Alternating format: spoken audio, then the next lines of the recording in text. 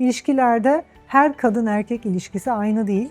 Kadın ve erkek ilişkilerinde farklı dinamikler var ve bu dinamiklere bakıldığı zaman kadın kadın ve gerçek güçlü o spiritüel kadına baktığımız zaman o kadın ve ne kadar uzaklaşırsa kadın hakikatten ve gücünden, yani spiritüellikten, kadın eğer gerçekten saf ve temizse, bilinci tertemizse, bir kanal olmuşsa, bana saygı duymadığın müddetçe ben seni sevgi olduğum için sevmeye devam edeceğim. Çünkü bu kadın tipi öyle bir tip.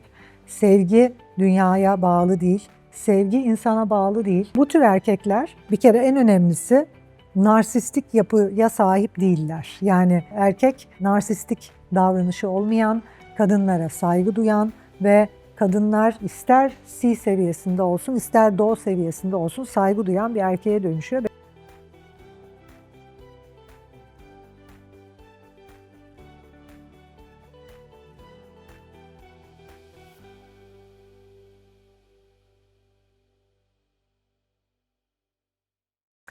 Merhaba, İlişki Bilinci eğitiminin 8. bölümüne hoş geldin. Eğer bu videoyu YouTube'dan izliyorsan aşağıdaki linki tıklayarak eğitime, 21 günlük İlişki Bilinci eğitimine hemen kaydolabilirsin.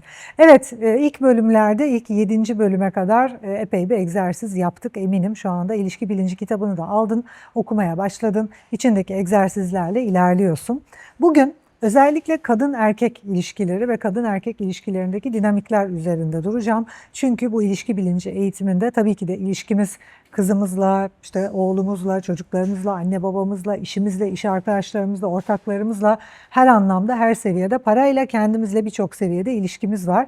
Mükemmel İlişkiler eğitim paketinde hepsini işliyoruz. Evet, her seviyedeki ilişkilere değiniyoruz. Sadece kadın erkek ilişkisi değil, hemcinslerinizle ilişkiniz, ortağınızla ilişkiniz, patronunuzla ilişkiniz, parayla ilişkiniz, hepsi üzerine çalışıyoruz.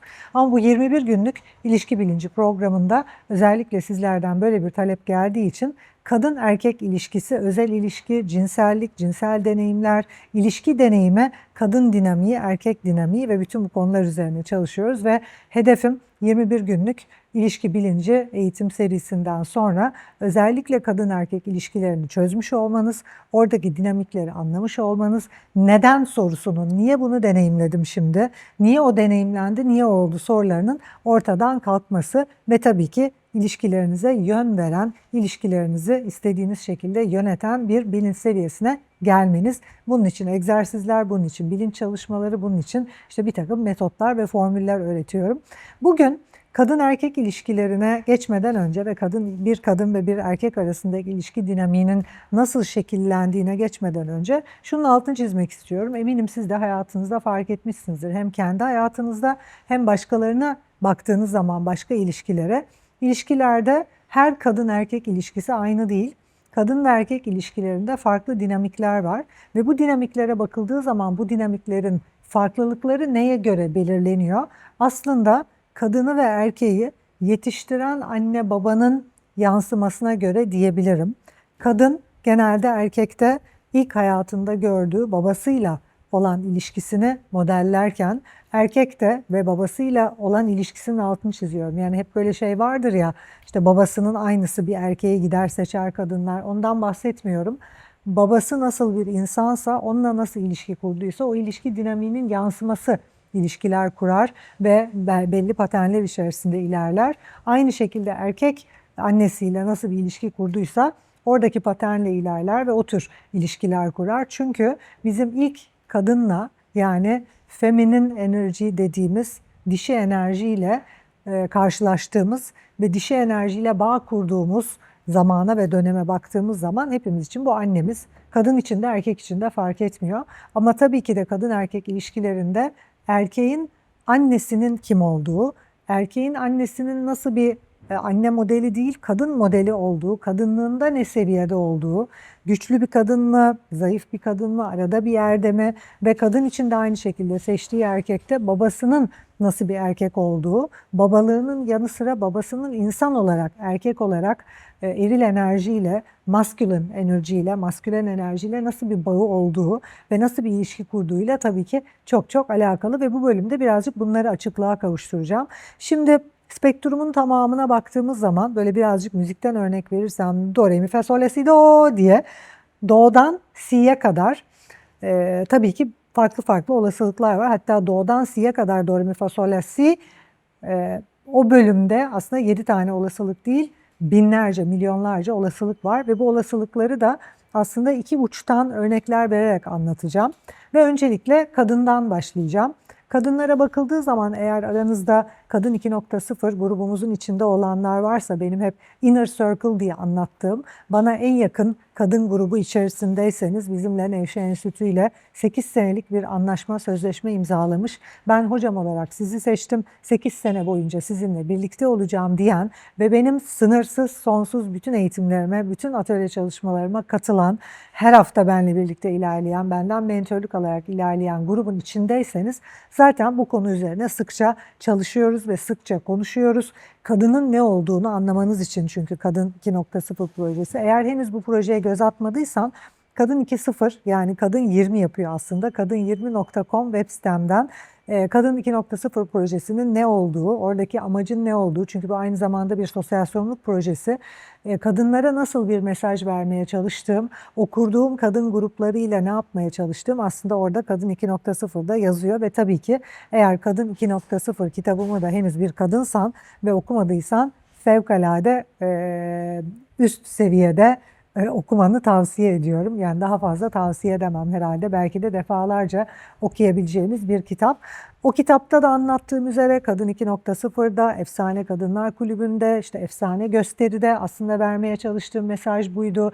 Biraz daha özgür bir şekilde mizah kullanarak, tiyatroyu kullanarak, dans, müziği kullanarak, Kadın 2.0 kitabımda anlattığım bu. Yine kadınlarla ilgili gittiğim toplantılarda, lider kadınlarla ilgili yaptığım konuşmalarda ve son çıkan İki Kadın Sıfır Filtre podcast'inde de aslında hep aynı şeyin altını çizmek istiyorum. Her erkeğin aynı olmadığı gibi her kadın aynı değil. Bir kadın var ve gerçekten dişiliğiyle, feminenliğiyle, gücüyle, hakikatiyle bağlantıda. Bir de kadın var, yani gücünden habersiz ve varlığındaki güçten, o spiritüellikten ve feminen enerjiden, dişi enerjiden kopuk yaşayan. Çoğunluk kadına bakıldığı zaman, işte bir spektruma baktığımız zaman böyle en üst güçteki, yani ol derim olur seviyesinde, kalbinden geçen her şeyin olduğu, yaşamının tamamını yönetebilen, aynen bir bazen eğitimlerde verdiğim örnek gibi veya videolarda kraliçe bir arı gibi kraliçe olan, paşa, yani paşam, sultanım olan, paşa örnek vereceğim ama sultanım diyeceğim, olan bir kadına baktığınız zaman ağırlığı olan, anaçlığı çok yüksek. Mesela tanrıça dediğimde, güçlü kadın dediğimde çoğu insan onu karıştırıyor. Böyle daha seksapel bir kadın tipinden bahsettiğimizi zannediyor ama tam tersi aslında. Yani güçlü bir kadına baktığınız zaman, dişi enerjisi çok yüksek bir kadına baktığınız zaman, böyle seks filmlerinde, pornografik görüntülerde aklınıza gelen, hayalinize gelen acayip seksi bir kadın tipi değil o aslında. Çok anaç, aşırı seviyede spiritüel, yüksek seviyede kutsal ve yüksek seviyede saygın ve yüksek seviyede de zarafet ve asalet barındıran bir kadından bahsediyoruz. Kadının bu en üst seviyesine baktığımız zaman spektrumda, örnek veriyorum, do diyelim. Ve kadının en alt seviyesine si dediğimiz, ruhsallığından, feminenliğinden, gücünden, hakikatinden haberi olmayan, toplumun kurallarıyla, yani aslında eril yapıma şartlanmalarla koşullanmış ve çaba içinde olan, aşırı aksiyonda olan, kendi varlığındaki yaratıcı güçten haberi olmayan ve o yaratıcı gücü kullanarak hayatını yaratmayan, şekillendirmeyen, yaşamının büyük bölümünü durarak, dinlenerek, içe dönerek, domestik şekilde geçirmeyen, spiritüel yolculuğun aslında onun yaşamının ana merkezinde olması gerektiğini anlamamış ve oradan güçlendiğini, Yaradan'la olan ilişkisinden güçlendiğini, hakikatle olan bağından güçlendiğini, feminen dişi enerjinin ruh olduğunu, ruhsallık olduğunu, nefesinden güç aldığını anlamamış ve aynen bir erkek gibi, erkeklerin koyduğu kurallarla, erkeklerin koyduğu sistemlerle zihni koşullandığı için sürekli çabada olan, sürekli performansta olan, böylelikle değerini düşürmüş, saygınlığını düşürmüş, beden realitesine takılıp kalmış ve sadece bedeniyle var olmaya çalışan ve bu yüzden de değersizleşmiş ve standartlaşmış kadın tipine baktığımız zaman, spektrumun iki ucu, tabii ki de bu iki ucun aralarında da kadın tipleri var. Yani biraz daha buraya yakınlaşmış, hani do, re, mi, fa, sol, la, si, işte la olanlar var, sol olanlar var, re olanlar var, mi olanlar var ve bütün bunların arasında da binlerce farklı kadın türü var diyebilirim. Biraz daha ustalığa, tanrıçalığa, güçlü kadına yakın, spiritüelliğe yakın kadınlar veya biraz daha bedene, egoya yakın ve daha egosal var olmaya kadınlar yönelen kadınlar var. Şimdi bu iki kadına baktığımız zaman bir kere bu iki kadının varoluşsal şekli ve varoluşsal sebebi çok farklı. Spiritüel bir yaşam seçmiş, içe dönük yaşayan, tamamen introvert yaşayan, extrovert olmayan ve kendi merkezinde kalan ve yaşamını kendi merkezinde kalmaya adamış. İşte benim Kadın 2.0 projesinde veya Efsane Kadınlar Kulübü'nde öğrettiğim formülleri ve benzeri formülleri uygulayan, gününün büyük bir bölümünü düşünerek, meditasyon yaparak, hakikatle, nefesiyle bağlantıda geçiren ve böylelikle her geçen gün Yaradan'la, hakikatle ilişkisi güçlenen, dişiliğin ruhsallık olduğunu ve ruhsal gücü arttıkça, Yaradan'la geçirdiği vakit arttıkça, Rahim ve Rahman'la geçirdiği vakit artıp Rahmi Rahman'la doldukça, işte vajinal bölgesi açıldıkça ve o bölgedeki yaratıcı güç ortaya çıkmaya başladıkça, kendi içindeki mabedi bulup o mabette derinleştikçe daha çok orada vakit geçirerek güçlendiğini anlamış kadınlara baktığımız zaman tabii ki de bu kadınlar dünyada her dönem olduğu gibi şu an 20. yüzyılda da çok az. Eski kabilelerde işte kabilenin wise woman'ı, bilge kadını olarak bilinen, her şeyi bilen, her şeyi gören, her şeyi duyan, çünkü bilge bir kadın, yani do, re, mi, fa, sol, la, si'nin doğusundan bahsediyorum. Artık baba, yani hani böyle çok güçlü bir kadın. Kadının gücü tamamen bilgeliğiyle, sezgisel bilişiyle, hakikatle bağlantıda oluşuyla, dünyada her ne olursa olsun hakikati hatırlayışıyla ve hakikatten kopmayışıyla, manadan kopmayışıyla aslında doğru orantılı. Manada olan, anlamda olan, hakikatle bir olan, kafası karışık olmayan, zihni sessiz olan, zihni temiz olan, rahmi temiz olan, bedeni temiz olan ve bedenini, rahmini, duygularını, düşüncelerini, zihnini, ruhunu temizlemek için belli pratikler uygulayarak hayatına devam eden well, yani artık iyi ve bir kuyuya dönüşmüş kadın, evrenle ve tüm evrensel döngüyle bir, her şeyi bilen, her şeyi gören, artık iki gözle değil, üçüncü gözüyle işte Mısır ve Mısır'daki tanrıçalar, piramit, Kleopatra, bütün bu şeyde işte efsanevi aslında anlatılanlarda anlatılan piramitlerin oluş hikayesi, işte Tanrıçanın üçüncü gözünde bunun vizyon olarak görülmesi, aynen bir kraliçe arının titreşimi gibi üçüncü gözden yaydığı titreşimle birlikte bütün o işte erilin asker gibi çalışıp o piramitleri ortaya çıkarması aslında çok şey anlatıyor. Bununla ilgili tabii ki çok fazla videom var. Bugünün konusu bu değil ama şöyle bir hani giriş yapmak için çok çok önemli. Kadın ve gerçek güçlü o spiritüel kadına baktığımız zaman o kadın çok yüksek bir gücü olan ve o güç de Yaradan'dan geldiği için aslında şifa gücü çok yüksek olan, şifa kanalı olmuş, sevgi kanalı olmuş, ışık kanalı olmuş bir kadın. Şimdi bu kadınla ilgili mesela şöyle dediğim gibi spektrumun en ucundan bahsediyorum. Tabii ki de buraya doğru farklı farklı ihtimaller var ama en uç ikisini anlatacağım. Araları siz doldurabilirsiniz zaten. Bu kadına baktığımız zaman ve bu tür kadınlara toplumda azınlık, çok özel, çok farklı, bolluk bereket içinde yaşayan, sağlık, güzellik, iyilik içerisinde yaşayan, yaşamını cennete dönüştürmüş kadınlar aslında bunlar ve adileşmemiş, basitleşmemiş, işte varlığında, oturuşunda, kalkışında, konuşmasında çok yüksek bir zarafet, çok yüksek bir asalet olan kadınlar. Şimdi bu kadın tipiyle ilgili bir kere birincisi şunları söylemeliyim ki hani işaretlerin ne olduğunu bilin. Bir kere bu kadın tipi bir, hastalanmıyor. Hiç. Çünkü yaratılışla bağlantıda ve Yaradan'a kanal olmuş bir kadının en ufak bir hastalığının, rahatsızlığının olma ihtimali yok. Dolayısıyla en ufak bir semptom bile, baş ağrısı, migren ağrısı, en uç seviyedeki semptom kanser olma, işte tiroidlerinin çalışmaması ve ne gibi sağlık problemi ise bu kadından uzaklaştığının göstergesi. Ve ne kadar uzaklaşırsa kadın hakikatten ve gücünden, yani spiritüellikten, asil, asalet içerisinde yaşayan, zerafet içinde yaşayan, Yaradan'la bir, Yaradan'ın hakikatine kanal olmuş tanrıçalıktan ne kadar uzaklaşırsa o kadar hastalığa yaklaşıyor. Şimdi bir kere dolayısıyla do, re, mi, fa, sol, la, si'ye doğru giderken si ihtimaline baktığımızda hastalıklı bir kadın ihtimalinden bahsediyoruz. Yaradanla ve yaratılışla ve hakikatiyle bağlantıda bir kadın, ışığın kanalı, şifanın kanalı olduğu için hastalanması imkansız. Yani ben kendi adıma hayatım boyunca ne yaptıysam kendini hasta edememiş bir tipim. Ne kadar kötü beslenirsem besleneyim, ne yaparsam yapayım ve son 25 senedir zaten hayatım boyunca çok az doktora gitmişimdir ama 25 senedir hiçbir sağlık problemi deneyimlemediğim, direkt değil yani kronik problemler, işte nezle olma, grip olma gibi problemleri bile deneyimlemediğim bir yaşam şeklinin içerisindeyim 51 yaşında bir kadın olarak.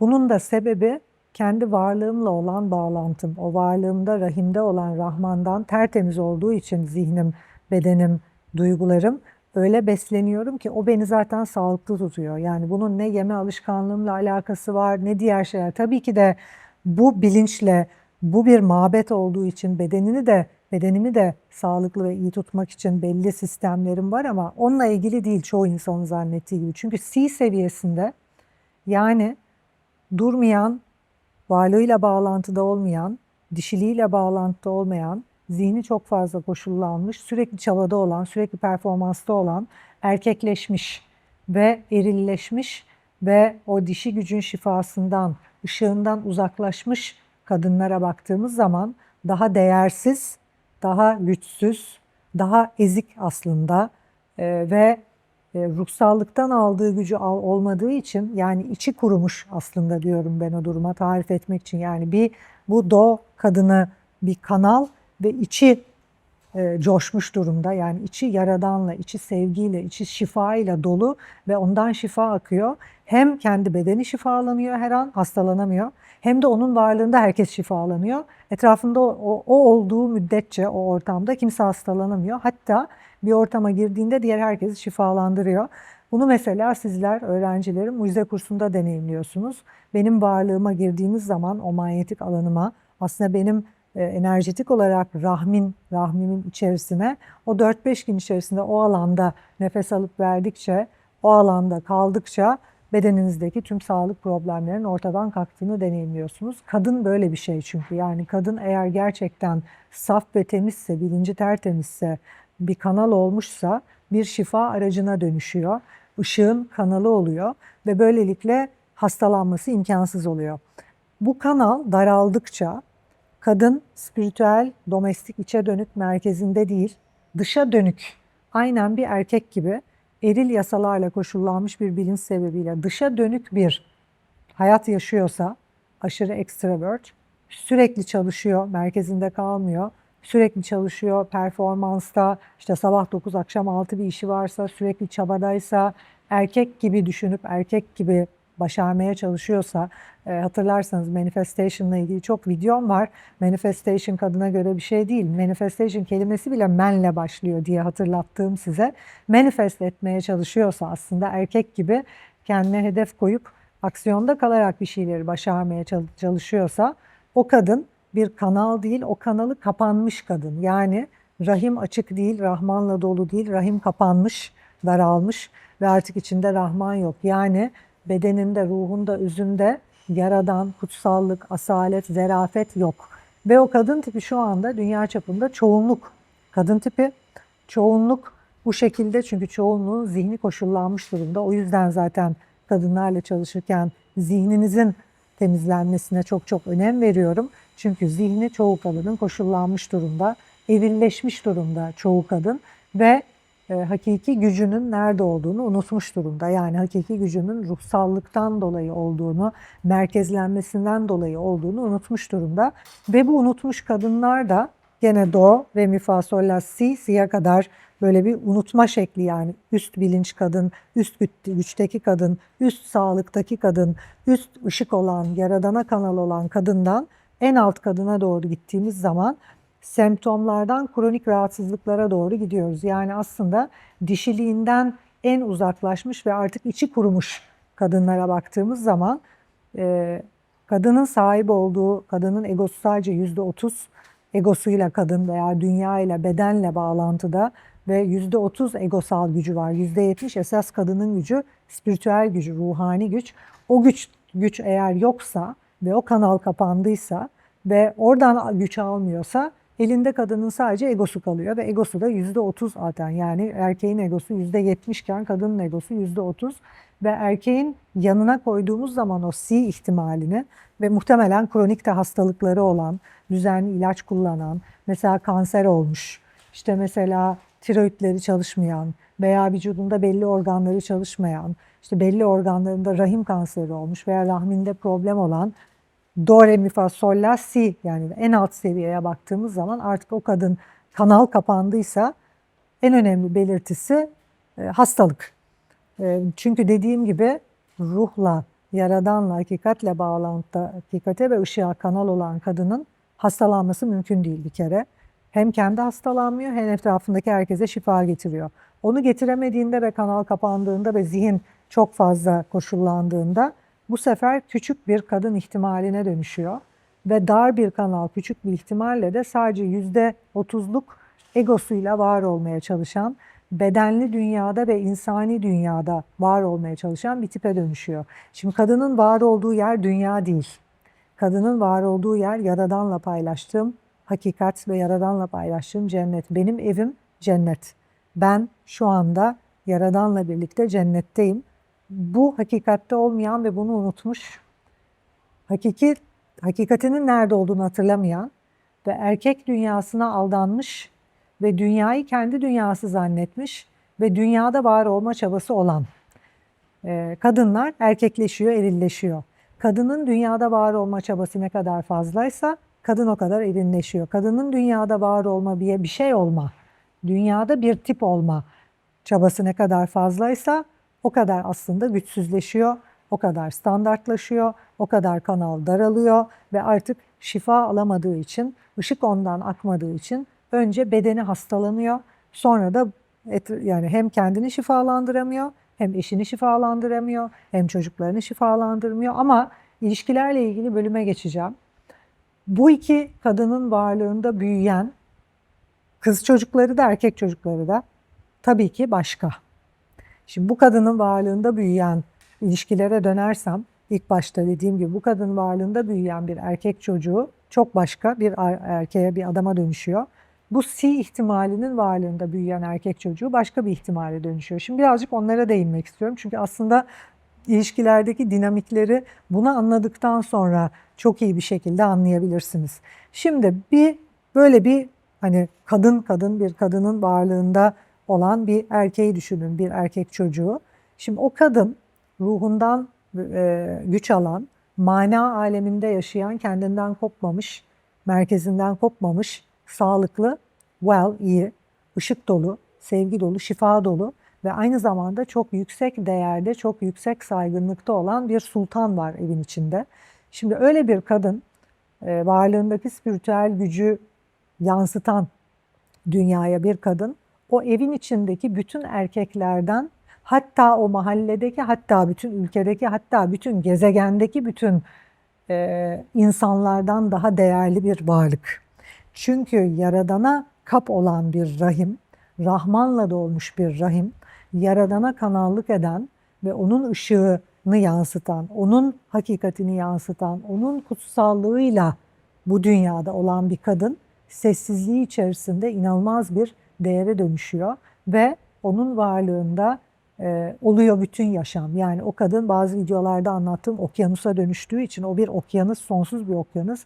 Her şey onun içinde oluyor ve gerçekten de o kadının varlığında büyümüş erkeklerden annesini dinlediğinizde veya öyle bir kadınla evli olan bir erkeği dinlediğinizde gerçekten de bunu söylüyor. Mesela kadın bir okyanus, her şey onun içinde oluyor. Onun olmadığı bir yer yok, her şeyi sarıyor. Annem her şeyi duyar, her şeyi bilir. Annemin bir lafını biz iki edemeyiz.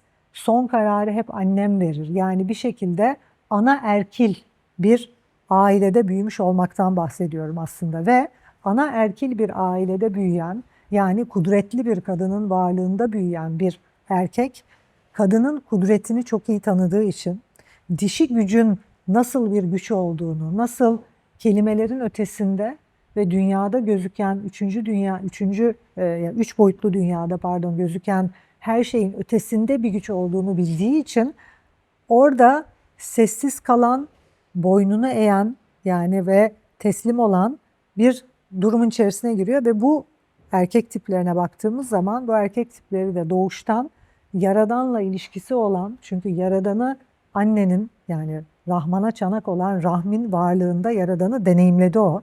Rahim o kadar büyük, öyle bir okyanus, bir okyanusun içine aldı zaten o anne o erkeği ve o erkek de onun varlığında hep Yaradan'ı hissetti, hep Yaradan'ı bildi ve bir şeylere inandı ve hakikate ve dişiye boyun eğme özelliği geliştirdi. Şimdi bu erkekler gerçek bir dişi gördüklerinde onu tanıyabilen ve o güçlü kadını gördüklerinde fevkalade saygılı olan, ona yani iyi kötü anlamda değil iyi anlamda boyun eğen, onun otoritesinin farkında ve onun dediğinin kanun niteliğinde olduğunu, çünkü benden çıkan, ben Yaradan'la bağlantıdaysam, tertemiz bir kapsam ve kanalsam, Fatma'nın eli, o Yaradan'ın eli, Fatma'nın sözü, benden çıkan sözün ne olduğunu anladığı için, bildiği için son sözü hep kadına bırakıyor. Ve kadın yön versin, kadın yönlendirsin bırakıyor, çünkü daha hayırlı olan, daha anlamlı olan o. Mesela ben bunu eşimle deneyimliyorum, çok bilge bir adam olduğu için ve tabii kayınvalideme burada çok çok teşekkür ediyorum. Çünkü kayınvalidem gerçekten böyle bir hanım ağa. Bu anlattığım hani eski nesil ve anlattığım kadınlardan, hani gerçekten o ağırlığı olan, asaleti olan, o gücü olan, ruhsallığı olan, manada olan, merkezinde olan bir kadın ve eşim de onun varlığında büyüdüğü için benim taşıdığım enerjiyi tanıyor. Evet, daha evvel bunu birçok kadında birlikte olduğu bulamamış ve bulamadığı için de bir ümitsizliğe kapıldığı bir dönem olmuş hayatında ve o yüzden ben hayatım boyunca seni beklemişim diyebiliyor. Çünkü hayatı boyunca diğer erkeklere de bu örnek. Eğer öyle bir anneyle büyüdüysen o anne modelini bekliyorsun ve öyle bir annenin modelinin eşin olmasını istiyorsun. Ve bunu bulamayınca da o bir hayal kırıklığı, ama demek ki annem gibisi yok deyip anneni ayrı bir yere koyuyorsun. Eşini burada bir yerde tutuyorsun. Çünkü gerçekten öyle, yani bu kadın böyle bir yerdeyse hastalıklı olan, kanalı kapanmış, koşullanmış, değersiz olan, daha alt seviyedeki kadın tabii ki de şifa dağıtmayan, kendine bile şifa veremeyen, kendine bile ışık tutamayan, cennette yaşamayan, dünyada yaşayan, dünyada var olma çabasında olan gayet standart bir kadın da erkekten daha değersiz olduğu için, yani çoğu erkek bu tür kadınlarla karşılaştığında, eğer böyle bir kadınla büyüdüyse, ne yapayım yani, demek ki hani yeni model kadın tipi böyle, demek ki eski model kadınlar böyleydi, onun gibisi yok deyip hayal kırıklığına kapılabiliyor. Sonra öyle bir kadını gördüğü zaman, tanıdığı için bu sefer o kadını başının tacı yapabiliyor. O kadının lütfunu görebiliyor ve ben bu anlamda hem çok şanslıyım hem de neyin ne olduğunu çok küçük yaştan anladığım için, mesela 3 evlilik yapmamın sebebi bu bence. Çünkü bende onu göremeyen ve o kadın tipini, onun ne kadar büyük bir lütuf, ne kadar büyük bir şey olduğunu, kutsal olduğunu, sözünün nasıl kanun olduğunu anlamayan ve ona saygı göstermeyen ve baş tacı yapmayan bir erkekle bir arada olmam imkansız. O yüzden birinci eş, ikinci eş veya ilişkilerimi bitirme sebebi mesela benim için çok net. Bana saygı duymadığın müddetçe ben seni sevgi olduğum için sevmeye devam edeceğim. Çünkü bu kadın tipi öyle bir tip. Sevgi dünyaya bağlı değil. Sevgi insana bağlı değil. Ben sevgideyim ve karşımda oturan herkesi zaten seviyorum. Benim sevgim sana bağlı değil. Ben zaten sevginin yani kanalım, sevgiye kanalım. Benim sevişim senden değil. Ve o sevgiye layık olmak istiyorsan, senin benimle aynı masada oturmak istiyorsan, benimle aynı ortamda olmak istiyorsan, bunun ne olduğunu anlayıp haddini bilmen gerekecek. Ona göre davranman gerekecek. Ve ben bu konuda dediğim gibi kayınvalidem yetiştirdiği için ve çok güçlü bir kadın, gerçekten o da sağlıklı bir kadın olduğu için, sağlık fışkıran, şifa fışkıran ve mana aleminde çok derin bir kadın olduğu için, o yüzden belki de birbirimizi çok iyi anlıyoruz. Konuşmaların ve sözlerin ötesinde ona şükran duyuyorum. Eşim de bu enerjinin ne olduğunu bilen, buna fevkalade saygılı olabilen ve hatta yaşça benden büyük olmasına rağmen ve dünya tecrübesi çok yüksek olmasına rağmen, Türkiye'nin en önemli iş adamlarından biri olmasına rağmen, dünya çapında çok önemli bir iş adamı, çok önemli bir isim olmasına rağmen son sözü bana bırakabilen, varlığımda boynu bükük kalabilen, sen diyorsan öyledir, Çünkü ol derim olur. Yani ben bir şeye bu böyle olacak diyorsam zaten olacak onu gördüğüm için öyle diyorum. Veya mesela şu iş olmayacak çünkü olmayacak. Bu olacak çünkü olacak. O boşa vakit çünkü öyle. Son kararları bana bırakabilen bir adam. Şimdi bu tür erkekler bir kere en önemlisi narsistik yapıya sahip değiller. Yani narsistik erkek modeli bu diğer küçük versiyon dediğim gücü olmayan ve dünyaya aldanmış kadının yetiştirdiği erkekler. O yüzden de şu anda çoğunluk erkek kendini kadından daha güçlü gören, narsistik davranışlar içerisinde olan ve zaten kadınların da çoğu güçsüz ve küçük olduğu için ve bunun değişmesi gerektiği için Kadın 2.0 projesi ve Efsane Kadınlar projesi var. Bunun değişme zamanı geldiğini hissettiğim için çoğunluk kadın da o gücünden kopuk olduğu için spiritüel gücünden daha hastalıklı, dar bir bilince sahip ve e, dünyada, eril dünyada, üç boyutlu dünyada, dünyada var olmaya çalıştığı için ve dünyada var olmaya çalıştıkça kadın egosu çok küçük olduğu için ve erkek egosunun altında ezildiği için başka bir model çıkıyor ve bir sonraki videoda da aslında 9. derste bu erkek modelinden bahsedeceğim. Narsistik davranışları olan, bencil olan ve kadınları kendinden aşağıda gören erkek modellerini niye öyle gördüklerini kadınlara anlatacağım. Öyle bir anneyle yetiştikleri için tabii. Şimdi birinci ama bunu anlayın. Yani böyle bir anneyle yetişen erkek narsistik davranışı olmayan, kadınlara saygı duyan ve kadınlar ister C seviyesinde olsun ister Do seviyesinde olsun saygı duyan bir erkeğe dönüşüyor. Ve genelde de ilişkilerinde eğer kadın Do seviyesinde değilse ve C seviyesinde ise şimdi o anne de Do gördüğü için hep ve kadını saygıdeğer bir varlık olarak gördüğü için ve ona saygı duyduğu için ve son sözü ona bıraktığı için bu kadına da aynı şeyi yapmaya çalışıyor. Ama bu sefer bu kadına hani bir laf var ya kadın seni vezir de eder, rezil de eder.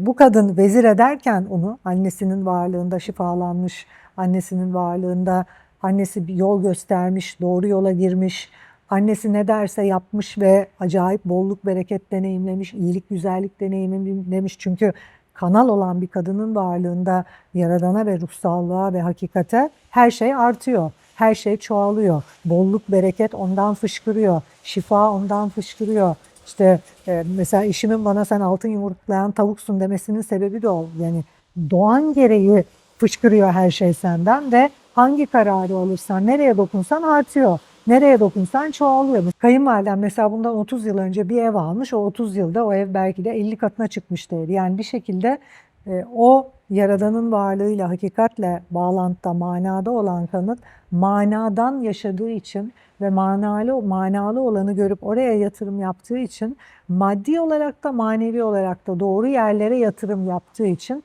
hayatında her şeyi arttıran, hayatta her şeyi güzelleştiren bir kadın modeli. Şimdi onun varlığında büyüyen bir erkeğin de şöyle bir problemi olmaya başlıyor. Bütün kadınları öyle zannettiği için bunlar azınlık bir erkek olmakla birlikte daha alt seviyede kadınlarla birlikte oldukları zaman şimdi bu kadın sebeple kadının lafını dinlemeye alışmış ya bu kadını da o bilge kadınla karıştırıyor. Bu kadına layık olmadığı bir değer veriyor ve bu kadının götü kalkıyor aslında. Ve bu kadın ay ben neymişim be falan diyor. Genelde bu kadın onu işte bırakıyor falan. Ve bu kadın e, yani daha dar ve daha hastalıklı bir bilinç yapısındaki kadını bu şekilde yetiştirilen erkek dinlediği için, onun dediğini yaptığı için hayatını rezil ediyor. Çünkü kendi varlığıyla bağlantıda olmayan ve bilgeliği olmayan, daralmış ve hastalıkları olan, semptomları olsun veya kanser olmuş olsun veya tiroid çalışmıyor problemi olsun veya kalp problemi, tansiyon problemi neyse gene söylüyorum doğudan siye kadar daha dar egosuyla var olma çabasında olan kadın hakikatle bağlantıda olmadığı için ve mana aleminde olmadığı için ve zihni koşullandığı için eril dünyanın yasalarıyla bir şey yapma çabasında olduğu için manadan habersiz ve aslında yanlış düşünen, yanlış yönlendiren bir kadın. O kadının lafını dinlediğinde de bir iş kuruyorsun, batıyor. Başka bir şey yapıyorsun, para kaybediyorsun. Başka bir şey yapıyorsun, hastalanıyorsun. Onun dediğini yaptığında mutlaka çarpık yollara giriyorsun ve bu tür kadın tipi de işte bu tür adam tipi bu tür kadınlara aldanabiliyor ve bu tür kadın tipi de o adamların hayatta vezir değil, rezil olmasına neden oluyor. Vezir olarak başlayan adamların bile rezil edildiğini çok gördüm. Dolayısıyla ilişki dinamiğinde böyle bir şey oluyor ve erkekler özellikle ne demek istediğimi çok iyi anlayacaklar.